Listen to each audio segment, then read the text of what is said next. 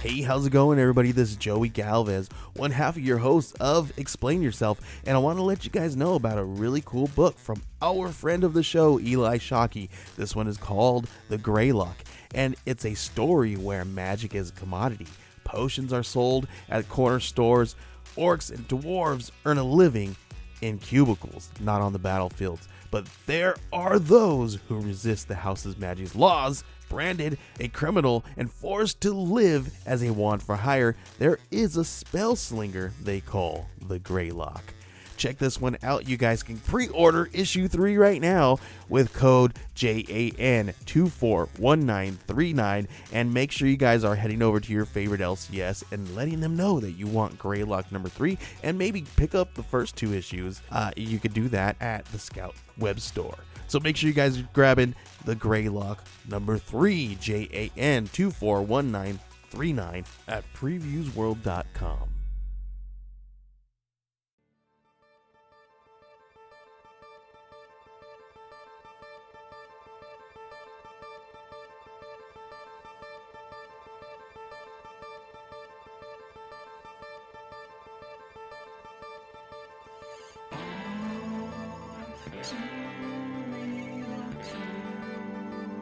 Okay, everybody, welcome to the latest episode of All Too Real 2. My name is Michael E. Cullen II, and with me, as always, is Sesame, take your goddamn shoes off at the mosque in Carta. Is that one word? Mm-hmm. Okay. Yeah. That works. I guess, yeah. Who knows? Who knows it works anymore? Yeah. So apparently, our whole system doesn't work. So Oh yeah, nothing works anymore. Anyways, to escape from the world right now, let's talk about Miss Marvel episode 3. Sure. Entitled Destined, directed by Mira Menon, who also directed the last episode, written by Freddie Syborn, A.C. Bradley, and Matthew Chauncey. So, initial thoughts here. What did you think of it? I liked it a lot. This is my favorite episode so far. Thought it was really good. A good balance between action and the sort of exposition or a story or whatever. Yeah, I liked it. I like how they're building up.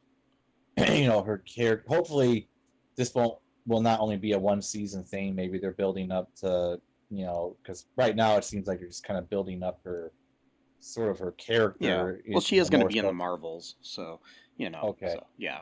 So I think a lot of this is setting up her, hanging out with Captain Marvel and whatnot in the future. And Monica. Monica Rambeau, yeah. Or what's her name? Photon. Yeah, that's right, Photon. Yeah. Yeah. So I've got no complaints. I liked it. Yeah, it was my favorite episode so far. I love this series, though. I think it's growing each episode, and I like the way it's going. I know a lot of people don't. They're like, oh, it's too soap opera-y or too teen melodrama or whatever, but of course, there's going to be people complaining about whatever anybody puts on TV anymore. I've just come to that conclusion because anything I like or watch, I will find a post on Facebook just complaining about how horrible it is. And how and how woke it is, or how it's so much different than the comic books or whatever. People just like to be mean and upset about things, and I don't know. It bothers me sometimes. But Yep. But today I went for a nice walk to like clear my head, and went for the walk and went down by the by City Hall here in town. and there was 2 kids standing out there. Kids, like, meaning, like young adults, holding a protest sign in front of the building, or the courthouse, or whatever you want to call it, not City Hall, courthouse, with their nice little sign that said Kanye 2024. Oh my God. I came back the other way on my walk, and I asked him. I said, "So is this like a stunt or a joke, or are you really big fans of Kanye for president in 2024?" And they're like, "Both." Mm-hmm. So it's both a joke and okay. Which just boggled my mind and I had to think of that the whole rest of the way home. So probably just like the stuff that we used to do, like little weird pranks and shit like that, Like, probably something like that, yeah, they were just standing there trying to get people to honk their horns. Yeah. But whatever, more power to them doing whatever they want. Yeah. Because in my opinion, you can go out and hold a sign saying whatever you want. I don't care. That's what this country's about. I might not like what you're saying, but I'm just saying that, that's the right you have. Yeah. It's a lot better. It's a lot better than the racist assholes who were there a month or so ago. I was going to ask, did you went to any kind of Nazi rallies or anything like that? No. Or... Okay, cool. It was in the same location though, where that was. That's great. Yeah. Maybe they did that on purpose because they knew that was the same place. Yeah. That's great. But anyways, that's a little bit off topic, but I just felt like sharing with our audience. Cool. And you. So, what goes down in this episode here? Oh man, it starts off kind of really, it starts off literally where it left off. So like she's in this house. Kamran's there. His mom is his mom or his aunt? I forgot. It's his mom. His mom, just explaining to her, it starts off in British occupied India in 1942. Yeah. Where she, her name is Najma, and a bunch of other people they're looking for Spangle, and Najma said that the man in the temple said that they needed 2 of them for this thing to work, to whatever, and then we don't really know what. They were trying to say that there should be 2 of these Bengals. So they find one on a severed arm of a blue arm, which some people are saying might be Cree. Yeah. But there are gods and goddesses in Hinduism that are blue, so I'm like, well, maybe this was a god, and maybe that's where the god got their power from, kind of thing. I don't know, but like I'm just saying, and it could be both, or maybe the Cree wasn't, or maybe a Cree was living there. It's much like with the Eternals, how they were viewed as gods, but so it could just be a Cree, but they thought they were god because of all the powers they had or whatever, Mm-hmm. But anyway, they're like, does it matter if it's attached to a severed arm? They're like, yeah, it doesn't matter. They said we need 2 of them, and then Aisha shows up, and she tries on the one, and she gets a little bit of like a power up. It doesn't really last that long, and she's like, did you see that? To Najma, but Najma wasn't. She was looking the other way, and so she's like, we need to split up, which you never do in horror movies or anything scary. You don't split up the party, but anyway, no. We split up. You go that way, I'll go this way, and we'll be able to find it as like the whole place is crumbling, underneath them. And that's the last time we see Aisha. So far Aisha has been declared as like this terrible person, such a blight on the family. But when you see her, I mean, she looks like purity of heart. Najma just always looks like she's got some go, like she's devious. She's up to something. I don't mean that. I don't mean that like just her physical. I just mean like just her. There's a glint in her eye that makes it look. There's something like about her, like her face, that just looks like she's got something up her sleeve. Maybe literally, a bangle. I don't know, but like, and so that was the last time they saw Aisha. She disappeared after partition. My theory is that she already knew about the danger, and she pretty much took the other bangle because she didn't want to like destroy the Earth. Well, that we're getting too far ahead, but like, She knew about the danger, and then she went off and she fell in love and had a family, or whatever, or something. Kind of like how in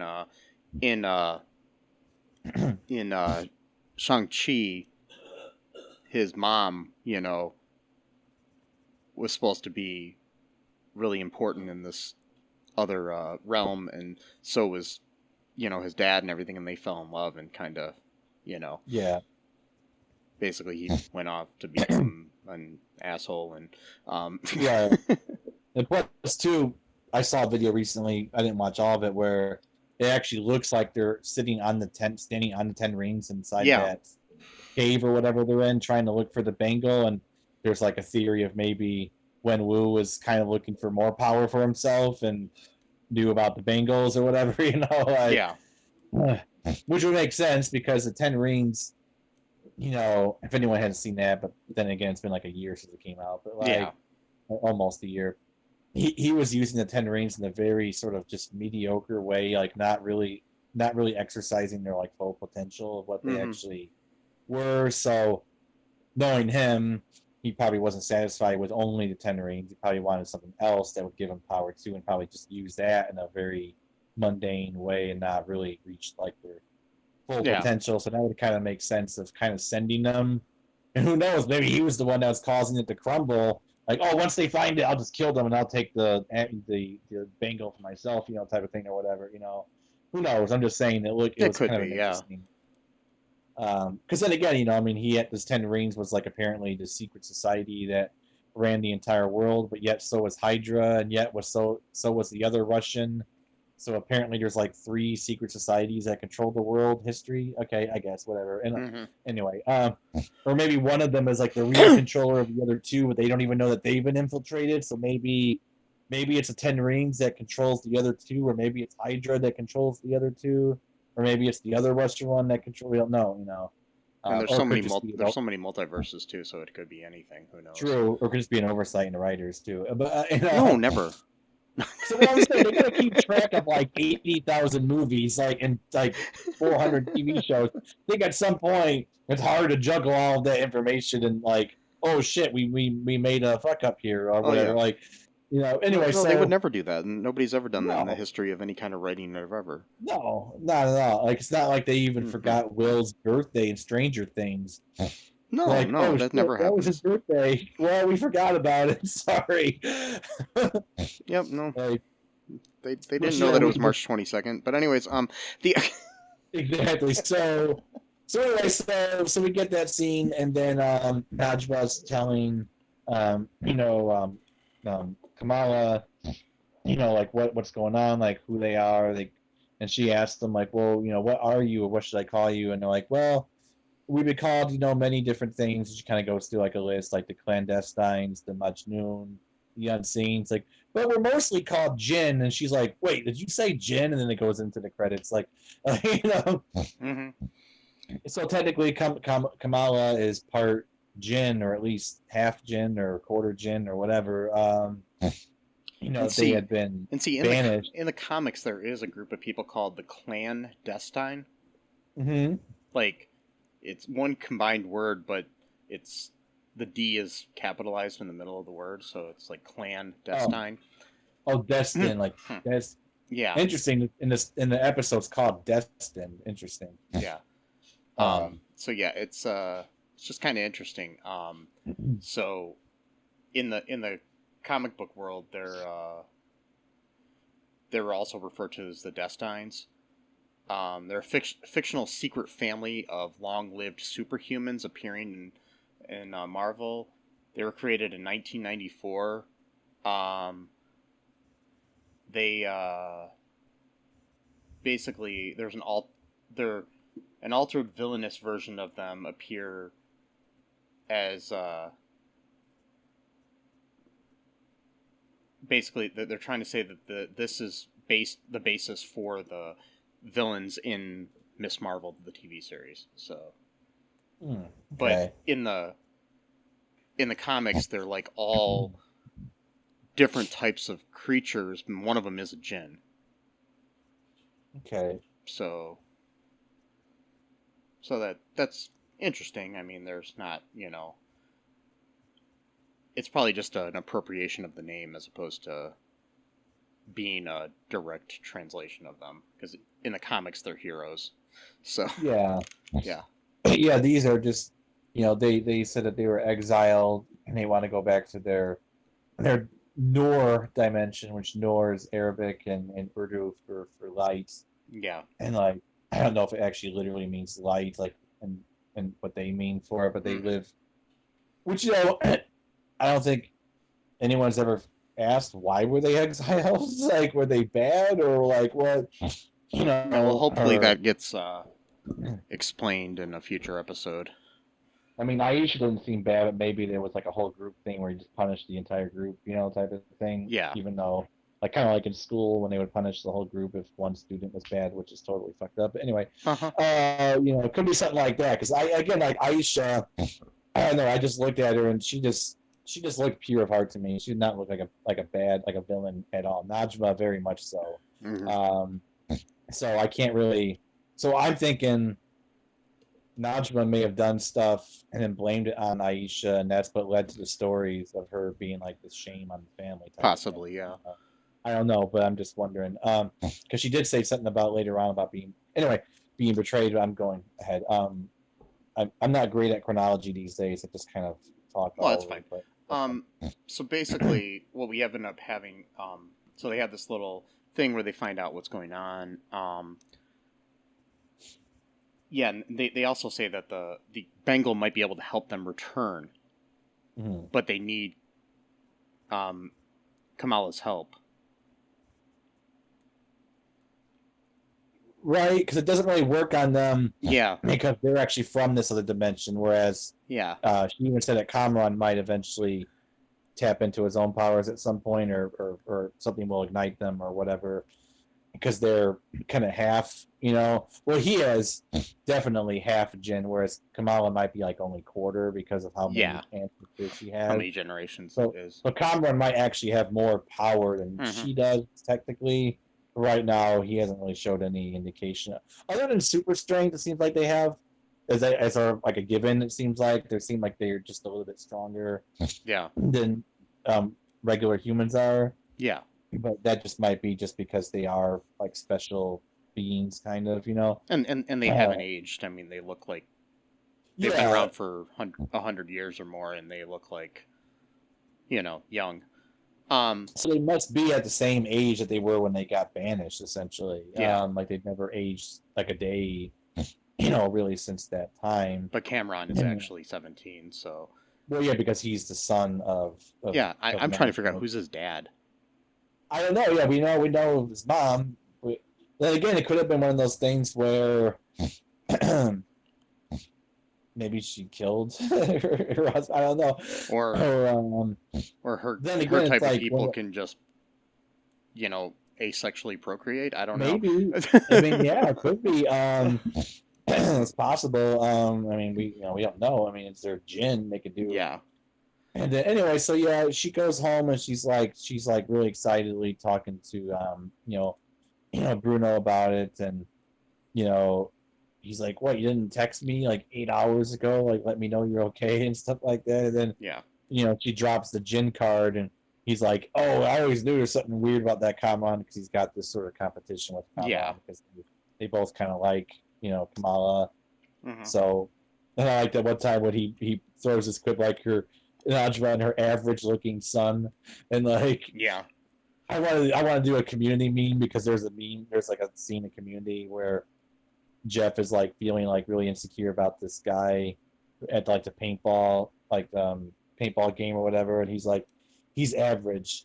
He just has a slightly big chin. And Troy's like, dude, you have problems. So I kind of want to make a meme where I'm just going to put Jeff Winger's face on top of Bruno's face and then put Troy's face onto Kamala and be like, dude, you've got problems. I don't know. Yeah. Anyway, what else is going on here, dude? So, Bruno looks more into Jen, like does some research. I guess there's like books where you can research this or something. I mean, there probably are. Oh, sure. Yeah. There are, yeah. He's looking into it,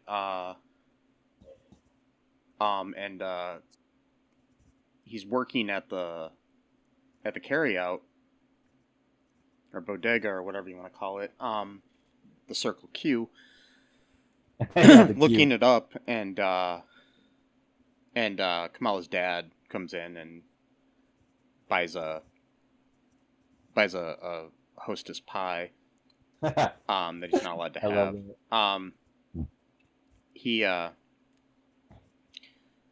He basically translates some of the stuff that was in either I don't know what language it would be in. If it was in Pakistani or was it? Okay. Well, I mean that's the language in Pakistan, but yeah, Urdu, wasn't sure if it was in that or if it was in Indian or something else, but he was able to translate it and explain what they are and stuff and everything. So basically, what does he say they are? Yeah. What did he say they are? Well, he basically just told him the same thing that Kamala and Najma told her, that they were banished and they're trying to find like a secret key to bring them back to their world, and pretty much literally the same, story. So Bruno's like, oh yeah, they're definitely telling the truth, like, yeah. So then we have the main thrust of this episode is the fact that it's the day of her brother Aamir. He's marrying his fiancée Taisha. Mm-hmm. So it's their wedding day. So yeah, what goes on with the wedding then? It's pretty cool. I mean, man, it looked like a really fun wedding. I'd love to go to like a Pakistani wedding if that's like a normal thing. Yeah, because it looked really, really, really fun. And even the pre-wedding or wedding, I don't know what you call it, not shower. What's it called? The day before the wedding where you have like a party. It's like it's shower.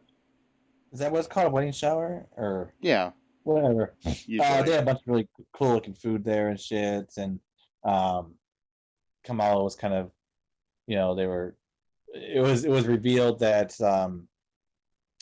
Kamala's mom, Muneeba, that her mom didn't even show up for her wedding, so I don't know what's going. There must be a backstory for that. I don't know if she disapproves of Yusuf or just didn't feel like coming. I don't know. I think part of it might just be that she lives in Karachi, and it probably costs a lot to travel to the United States from Karachi. That's my guess on it. Yeah. That's true. Well, I don't know, because they said that they knew each other in Pakistan, though. So I don't know if they'd already gotten married in Pakistan, then moved to America, or then moved to America first. No, they in the last episode they talked about the fact that if it wasn't for Captain Kidd, they wouldn't be in love. Oh. Meaning they fell in love when they were in Jersey because of because of Bon Jovi. Okay, because they said when they first moved there, I just assumed they moved together, but maybe they moved separately and just met each other after they already. Yeah, I was under the impression that they met in Jersey. Yeah, because he mentioned Bon Jovi. I mean, then again, technically you could be. Well, this is the '80s and stuff, and then she also. I mean, the mom talks about in this episode at one point that she felt really lonely when she moved to the United States. Yeah.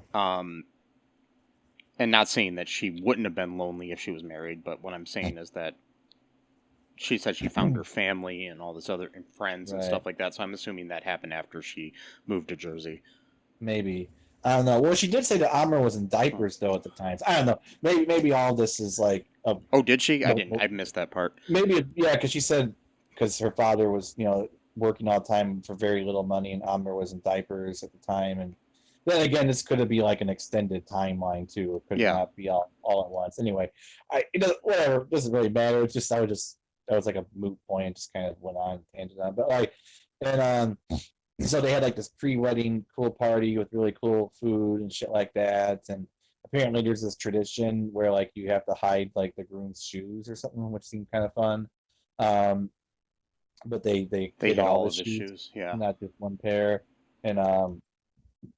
And then like Muneeba's friends like said something like, "Oh, it's mother and daughter. It's like the eternal struggle." And then she like pats Kamala, like, don't give your mother any trouble, and she's like, oh, me, yeah, kind of thing, and he's like, oh yeah, she's no trouble at all. It's like, really, the past 2 episodes you've given her nothing but grief, but yeah, exactly. every action she's taken so far, but in polite company, you don't want to argue or whatever. So oh no, she's a perfect child. Another interesting thing about Kamala, I mean, this is like a personal thing. So like, she reminds me of a friend I had when I was in elementary through high school. Yeah. She was not Pakistani, but like her facial expressions are like so similar. Huh. So like the little things that Kamala do, like when she'll like kind of scrunch her nose a little bit and stuff like that. Yeah. I just thought that was really interesting, like, because like, I mean, like, it's almost like I'm seeing my friend a little bit, like, in her, so that's kind of a cool little thing. So the wedding shows, the actual wedding, they have this really cool dance number where they do, where Bruno's part of it. Yeah. I think Aamir's a part of it at one point. I think they're kind of doing like a Bollywood type of, like, they might be like reenacting like an actual scene from like a movie or something. I'm not sure. And then, and just right, Kamala asked Bruno to dance. Like, oh my God, we're gonna get finally we're gonna get like our first, like, maybe our Sparks moment. I mean, we already had a moment in the first episode where it looked like they might kiss, but then like Bruno kind of like he like changed the subject or whatever. Yeah. Which is interesting.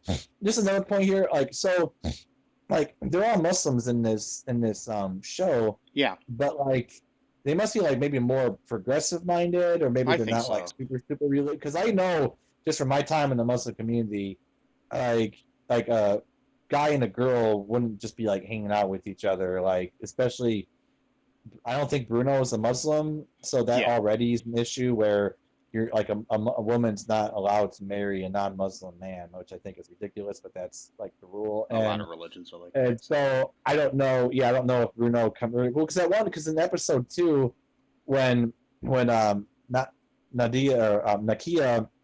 is running for the mosque board member, and she tells Bruno to work on the converts. So I don't know if that meant that he is also a Muslim, or if it's because I don't think white. It did. I think it just meant that he's just kind of helping with her campaign. Okay. It's because some of the converts were white, but there were a few black converts in that group too. So I don't know if that was. That brings up another thing too about Bruno, though, too, is the fact that he does tell Kamala that he got accepted to Caltech. So. Right. Because he didn't want to tell her at first, because he didn't really wasn't sure if he wanted to go or not, because of. Anyway, so they're about to dance, then Kamran has to ruin it again. Then again, he was doing it to save them, because Najma and the rest of the group were like, all right, we're done asking. We're just going to make her help us get back. Doesn't matter. Because Bruno found out that, like, if they do this, it might cause, like, huge explosions. Like, I don't know if it would just destroy the whole Earth altogether, or just, cleave it in half, or whatever. So that's why Kamala, was like not really sure about this, but they're like, we don't care, we want to go back to our dimension or our world, so we're just gonna force her, to help us, which is kind of weird, because how could you really force her to help you, since the power comes from her and it won't really work for you? So how can you really force her to use her power to help you, since you can't do it yourself? Like, it doesn't really make any sense. But they don't care. I mean, and the thing that really is bothersome, like, this is similar to like the Eternals, where they don't care if they kill everybody just for progress, or to get back to where they want to be. Yeah, like basically like the Celestials or whatever. Like, yeah, I'm just gonna let the Celestial grow out of the Earth and just destroy the entire planet, basically. Yeah, and then everybody dies, and then we just start from scratch.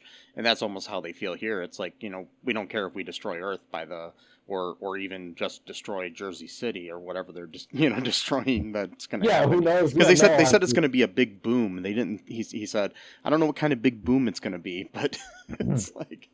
Yeah, Najma, she acknowledged it would be dangerous, but she didn't tell Kamran that.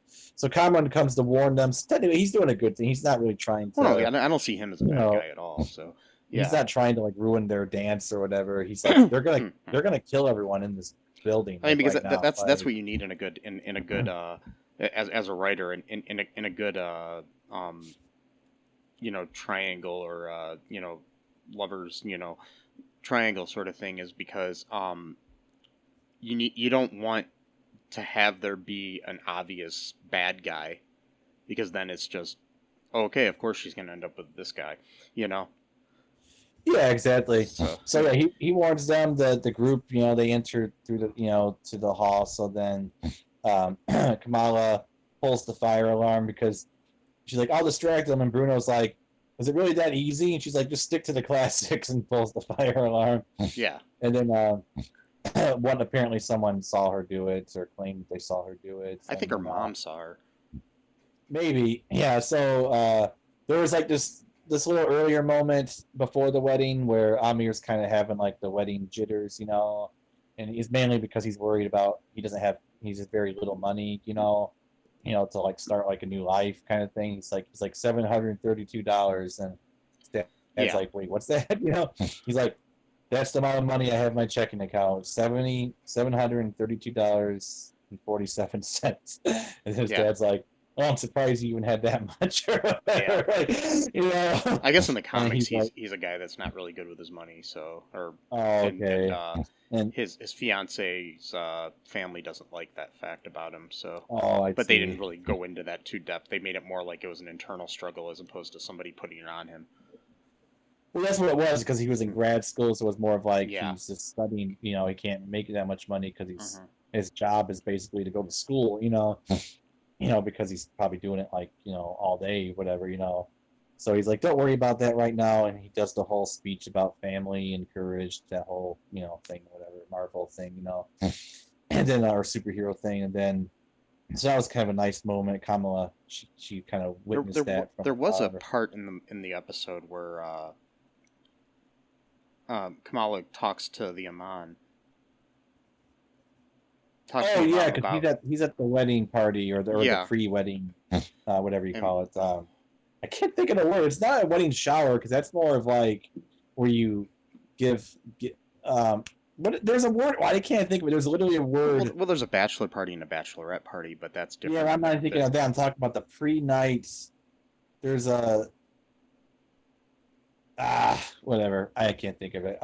Anyway, it doesn't matter. I'm just getting sidetracked on these dumb little side issues. But he gives her advice, and basically saying that she's asking about what Nightlight could do to be viewed as a better person. And this is after, Nakia has basically told her distaste for this new hero and stuff like that. Right. So we have the best friend and how the what's that organization called? The DODC, Department of Damage Control. Yeah, they came right into the mosque, didn't take their shoes off and everything. Oh, exactly. I forgot about that. Yeah, total. So that's so disrespectful to a mosque. You're not supposed to keep your shoes on. And they just walked in like with just so disregard, disdain, and plus too, the guy told her to be respectful, and we could already see a sort of tension. Like it's not really good cop, bad cop with them. Like even like when she was like asking Zoe like what race the person was, you could see him like being uncomfortable by these questions. Like were they Middle Eastern? Were they South Asian? Yeah. Do they talk with an accent? And you could literally see kind of like really like stop with these kind of questions. Like like that kind of look on his face like. Yeah, and but anyways, so she was upset about that, told her about that, but anyway, she's talking to the imam, and he says, she asks like what could do to make people think that they're a good person and stuff, and says good isn't something that you are, it's something that you do. Yeah. So yeah, that was interesting. It's good advice, and it's a very Islamic concept too. It's about good deeds. It's like no one's like either seen as inherently good or bad. It's what you do with your life kind of thing. And it's more realistic than in a lot of movies and TV shows when somebody goes to their religious or other type of leader, whether it be a teacher or their, old wise person who basically just flat out, turns things on them and, does things differently. This is more of a thinking person's type of answer, Yeah, exactly. And plus, too, he's also the one that was told them, if they come in next time with the search warrant to remove their shoes before they walk into the prayer hall, and she just kind of looks at him with this sort of grin on her face, oh yeah, okay, I don't give a shit, you Muslim piece of shit or whatever, kind of. Yeah. But she's the white racist of this episode of this series, or whatever. Maybe, or she's just disrespectful to everybody. Who knows? Yeah, could be. Well, I know, but she was asking leading questions to Zoe off the bat. Oh yeah. Asking her if she was Middle Eastern or South Asian, and why would there be any indication? Well, maybe on the video they saw somebody had brown skin, because I think they also probably looked into Hispanic neighborhoods and stuff too. Maybe, yeah. Yeah. So yeah. Yeah. So the wedding, goes off without a hitch originally, and then, speaking of brown skin, the wedding band had an interesting name. It was Brown Jovi. Yeah, that's right. I really wish I wanted them to be able to hear him play a song. They didn't get to play. But instead they actually cut to the real version of "Living on a Prayer" by Bon Jovi. But, I tell you what, by the end of this series or season, there better be a performance by Brown Joey at some point. I know. We were robbed of that. I guess they had to talk John Bon Jovi into letting them use their music and stuff. Oh, really? Because he doesn't like to license his music that often. Yeah. And the way they convinced it was the fact that the show is basically about two young kids in Jersey trying to make it. And he heard that from them, and he says, "Yeah, use it."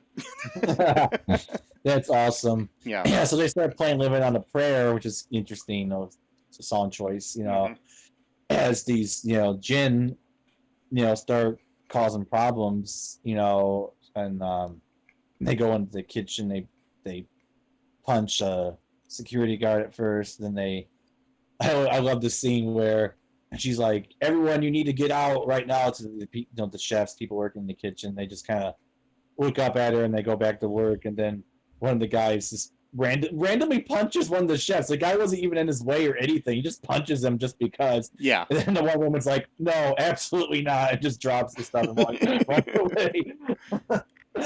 Nope, I'm done. I thought that was. I love that. She's like, "No, absolutely not," and drops the artichokes or whatever she had holding, a box of or whatever, and they all run away. They had this really cool fights. Sorry, am I dominating the conversation too much? Oh no, you're good. Don't worry. Okay, I just want to make sure. Do you want to take a quick break, really quick, and then we'll come back and finish this up?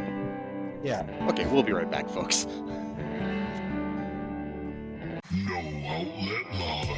Hey, I'm Jay Remy, host of No Outlet Live. If you're in a podcast that explore any and everything, check us out. We stream anywhere you listen or watch podcasts, or just type No Outlet Live, one word, in your Google search bar to find the show. Live Saturdays at 7 p.m. Eastern Time on Facebook. No Outlet Live, your road to boredom ends here. Do you like Tessa? Do you think this will be a date that can last? Well, she's not very articulate. And we are back.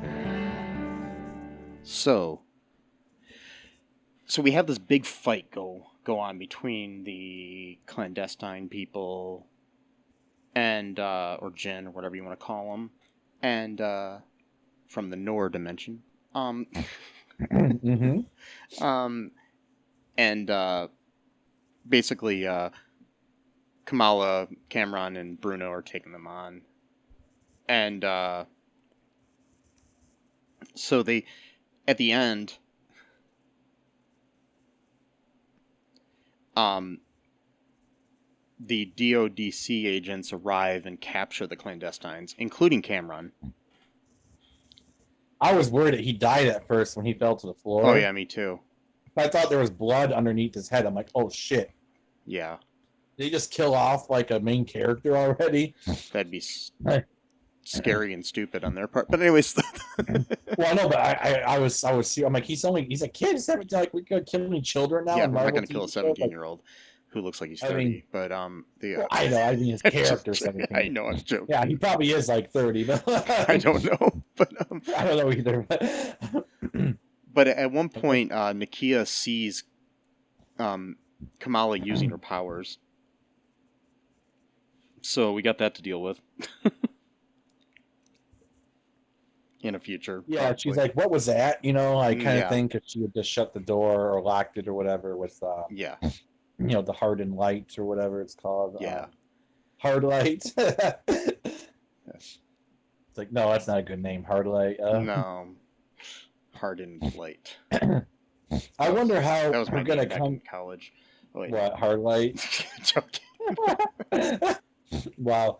I wonder how we're gonna get to the name Ms. Marvel. I have a theory that at the end, Captain Marvel might show up, And give it to and her. then she's gonna get the name Ms. Marvel. Because so far they're like nightlight, hard light, Yeah. you know, these Norlight. She's like, no, it doesn't work either. You know, like Yeah, because like Nakia earlier on is like at one point says Nightlight. What kind of stupid name is that or whatever? So, yeah. So we're kind of building up the whole like best friend doesn't know what you really are but hates you kind of thing. You know, Yeah. so that we're we probably see in gonna like have every like a DC or Marvel property at one point. So we're probably gonna have a falling out between Nakia and at least for like the next few episodes, and then Well, we've only got 3 more episodes, so we'll probably have like an episode 2 where that's gonna happen. Then she'll probably come around, by the possibly, last or maybe episode. she just sees things differently because it's her friend.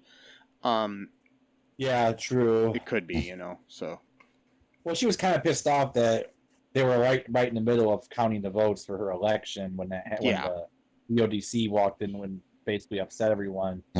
And you know she won, or thought she won at this point. They didn't count all the votes yet, and she's like, "Well, prospective member of the law scored." hopefully there's not a stolen election and then an insurrection. Oh, no. Yeah, exactly. You know, we don't have like a Trump coup going on where just find me the ballots, man. Just find me the votes. Nakia is actually Trump in like a sky. It's like rips off his face and transmogrifying device or something like that. So I do really. Oh, go ahead. Sorry. No, you go ahead. Well, I'm just saying, I really do how I like how they're portraying Muslims in the show. Oh yeah, as like being like a variety of people. Yeah, they're human. Like, they're not a stereotype. Yeah, a lot of early shows about Muslims, even ones that were trying to have like a positive spin, it would either one extreme or the other, where it's like Muslims are people who live by the book. They read the Quran every morning, noon, and night. They pray 45,000 times a day. They're like machines almost. But there's just as much variety in any religion of people. You know what I mean? There's going to be people that are no, exactly devout Christians and people that aren't. Yeah.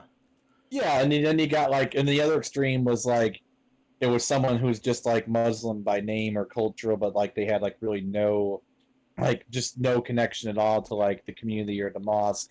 And so like it was, or of course you had like the terrorist stereotype. So pretty much those three like extremes were pretty much like the main, portrayals of Muslims in TV for a really, really, really long time.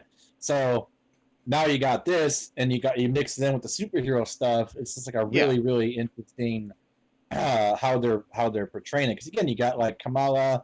She doesn't wear hijab even though she's 16, which by that age, you're supposed to be wearing it by puberty. If you follow things by like the really more conservative, But her friend Nakia, she does wear the hijab, but then she gambles because she did that bet. Well, gambling's forbidden in Islam, so it's like there's like this again. It's like you got like this like nobody's like everyone's like a sort of like a contradiction in a sense. Like no one's like a one thing, like a one track thing. Like her mom doesn't wear hijab, but she found her home in the mosque. And I like that because like that was kind of my experience when I was involved in the mosque. I mean, I'm not really that much anymore, or really at all at this point, but there was a period of time for about 2.5 to 3 years where I was pretty much there all the time, and I would see that going on. I would see like girls or young women in college who wore hijab and like even like wore like like long dresses and stuff, and some of them would actually be more progressive and liberal minded than the women who didn't wear hijab, would actually be more conservative in thought. Yeah. So it's like it's not like you can't just stereotype people into like it's like maybe there's actually a variety of people on this planet. Exactly. Well, that's the thing, is because there's actually a term that was invented by a French. I'm not going to go on too long of a tangent here, but like there was like a term invented by a French philosopher or or like a political science guy. I don't remember exactly what like his main thing was, but he coined this term that basically meant like Islam centered or whatever it would be in French, and basically it was this idea because he picked up on this too, that like quote unquote native French people, which even that is a what makes a native French person, because there are people in France who spoke a different language than French. Whatever, I'm getting off track now. Like he basically coined this term where quote unquote native French people, the way that they viewed Muslims was basically like this like these are people who just like, it's almost like they're machines. Like their religion tells them to do something, so they do it. So like basically like if like a Muslim ever did anything bad, they would immediately go, well like let's go check the Quran to see where they learned this bad behavior from. Whereas they wouldn't do this for any other community. Like if a Christian does something bad, nobody's looking into the Bible like, oh well, let's look at the Bible verse of what made the Christian rob a bank. Like there's no bank robbing verse in the Bible or in the Quran. Like, you know what I mean? Like, it's kind of like the whole thing in like society where minority person does something and they're representing that whole group of people. Yeah, exactly. When there's various types of people within that group and people don't understand it, it's like trying to say one tree on Earth represents all trees. Yeah, when there are a really thousands of different types of trees, So yeah, that's a really, really good point, Mike. I mean, so that's what I just love about this show is that it's again too. It's like someone might be religious in some ways and not in others, or someone might be totally cultural about things, and you can't just like say like, oh well, this person's a religious Muslim and this one's not one. It's like, well, this person might be religious in the sense that they pray a lot, or this person might be religious in the sense that they don't date, whereas they might not pray a lot, whereas the person who does pray a lot might date. And you can't just be like, oh well, here's a neat box. Anyway, I'm repeating myself, but again there are people like within different religions that don't even necessarily believe in the religion, they just are raised in it and it becomes comfortable for them. Thing. Yeah exactly, a cultural thing. Yeah. And there are Muslims who actually don't even believe in God, but they still practice it culturally. And then like, well, how could they call themselves a Muslim? It's like just let people do their thing, like fun. Like, so I'm just saying, just a roundabout way of saying, like, I'm really, really impressed of how they've dealt with this in this show. It's very, very, very nuanced, but very fun at the same time. Like, not everybody's an automaton who's exactly the same. So so I'm just really, really glad, and I'm not surprised, but I'm kind of disappointed that some Muslims were complaining about the fact of the whole Jinn storyline. It's like, come on, guys, like this is the Marvel version of Jinn. Like, we're not talking about probably your version of Jinn. And there's probably a good fact that there's going to be some kind of explanation, most likely Kree, as to what they are.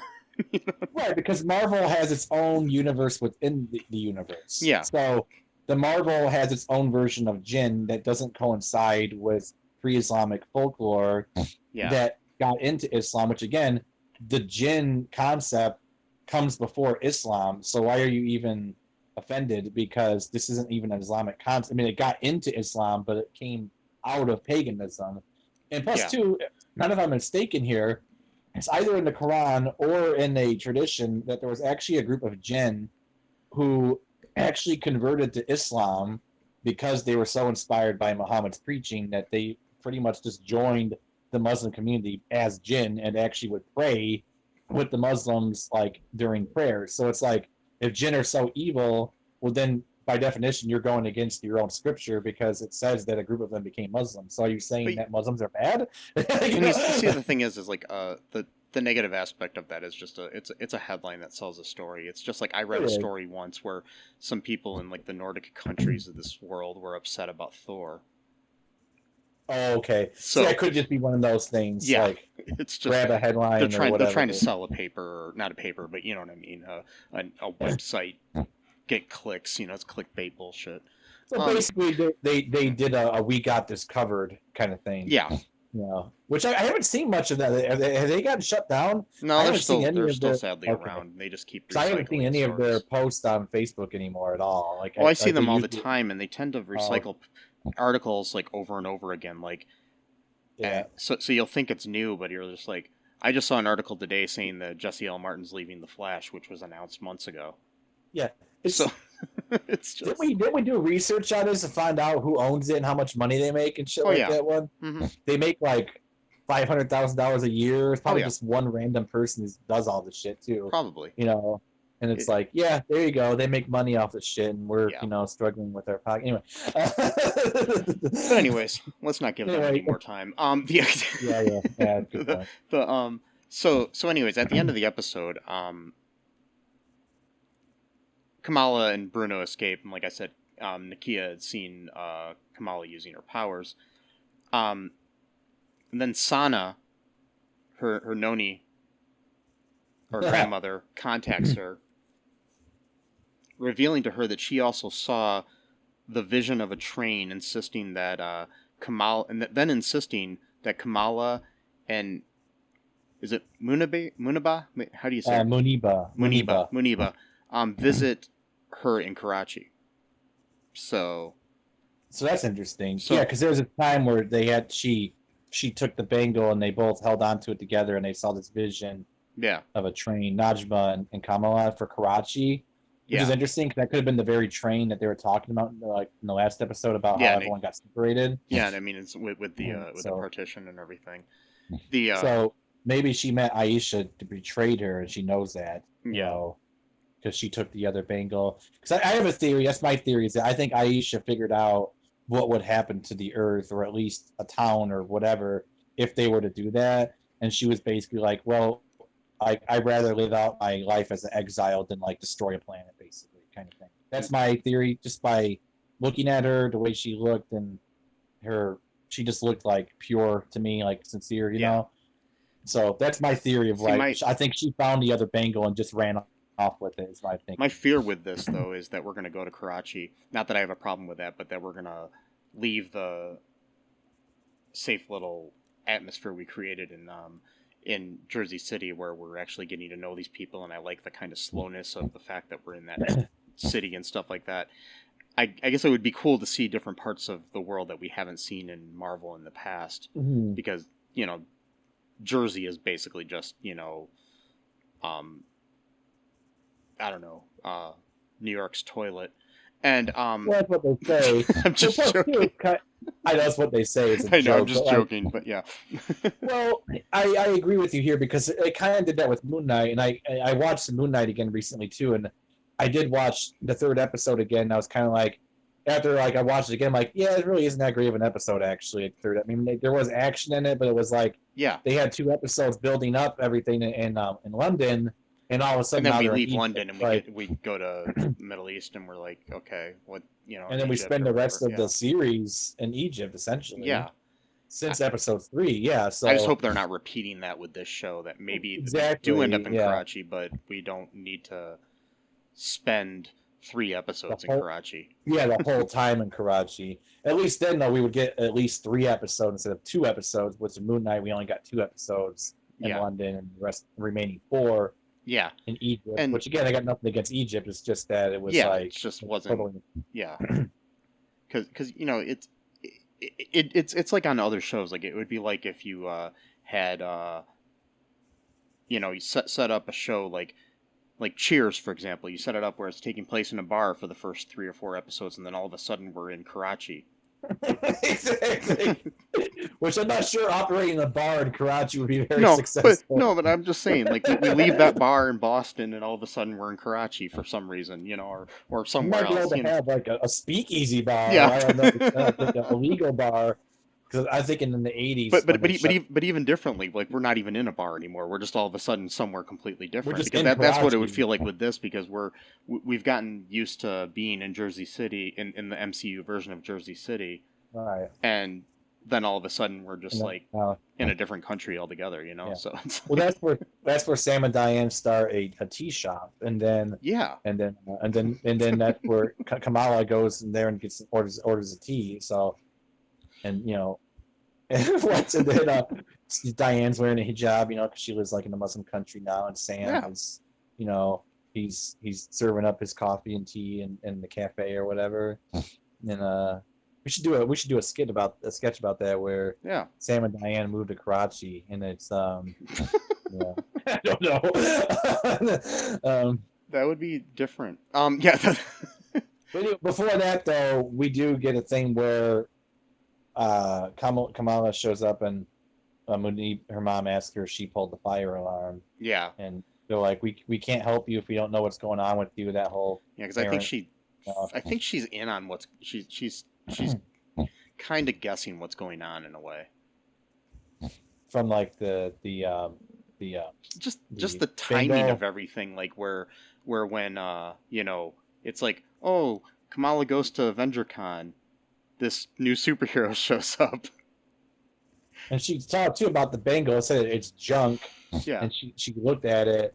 Then again, though, if I were her mom, why wouldn't I have just thrown away the bangle instead of just locked it up somewhere or something? So that's TV convenience. For you, so. But it's like you got to know that it's you got to have an idea that it's Kamala that is the new superhero, because it's like she was at Avengers Con, she was at the festival, she was at just different. She was dressed as Captain Marvel, which is her favorite character, or not character, her favorite superhero. She's asking all these questions about, the superhero. That's why it's always bothered me. I mean, I'm not trying to say that it's TV convenience, but it's always like, you watch all these episodes of Arrow and nobody figured out that it was Oliver or whatever, and you're just like, are you an idiot? It's like, really? Like, he wears a hood and maybe a little mask, and he's still his voice. Eventually, though, they did like a voice changer thing where he would use but still, it's like, come on. I know. No, I know. 8 seasons. Yeah, I know. It's like Superman puts on glasses and now he's Clark Kent. Really? Do you remember that there was this great sketch in Saturday Night Live way back in the day? Oh, the one with Terry Hatcher? With Superhero Party yet? Oh, not the Superhero Party one. What are you talking about? Oh, well, I'm talking about there's sketch called Superhero Party, which is interesting because it has both DC and Marvel characters in it, which I don't think they care to know the difference back then. But and they had the twist though was that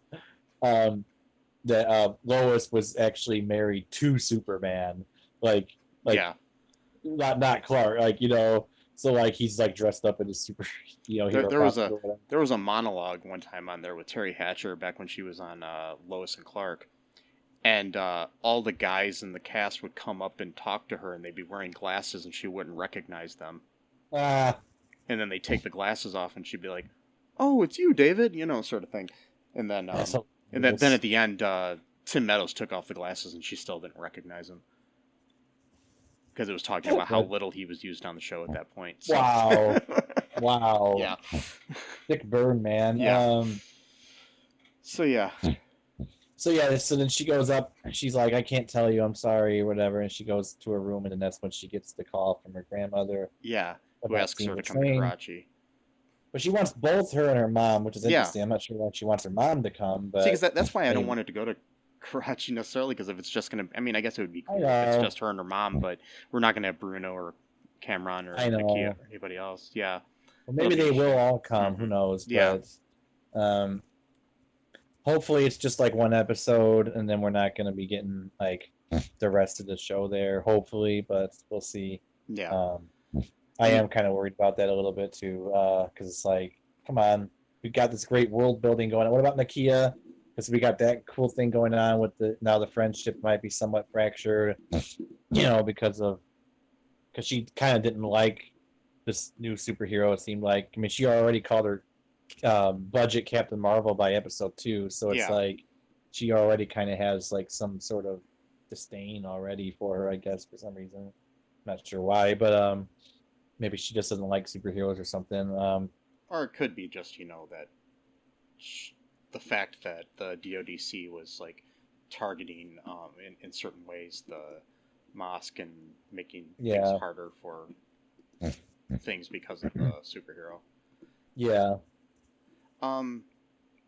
Yep. So that's the whole episode right there. Yeah. That's it. Here's a couple of stray trivia here.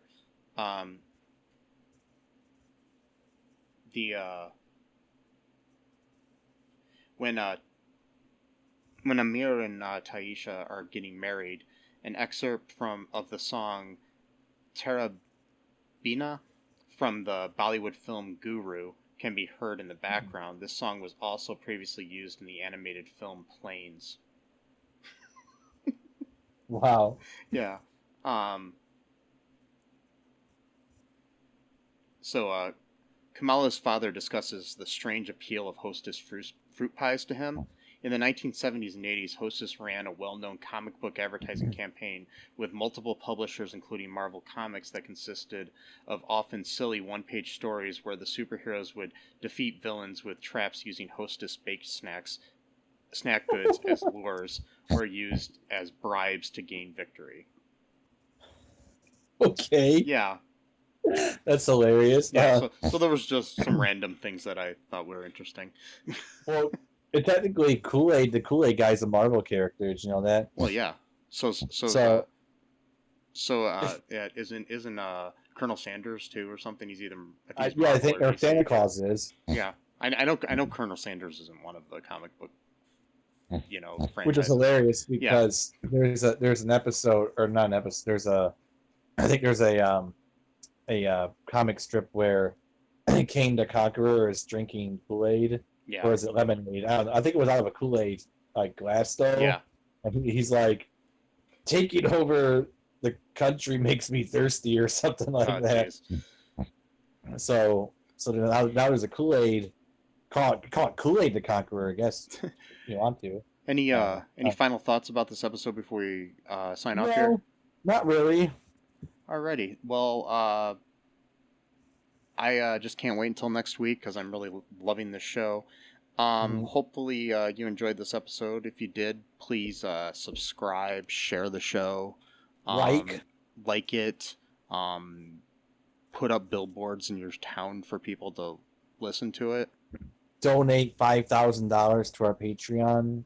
Or hey, 5 million even. Even 5 million, sure, yeah. That'd be great. Or at the very least, contact Pop-Tarts. Do a massive campaign for Kellogg's to have them give Mike and myself a lifetime supply of... Or Hostess if you want. I mean, that'd be cool too. Or Hostess, yeah, if you want. Or Kool-Aid. Kraft. Yeah, not a huge fan of Kool-Aid. I would rather go with Pop-Tarts or Hostess. But, well, if they want to sponsor us, I'm cool with that. I mean, I'll start drinking more Kool-Aid if they sponsor us. But anyways, until next time, just make sure you share the show with people. That's the easiest way to get us out there.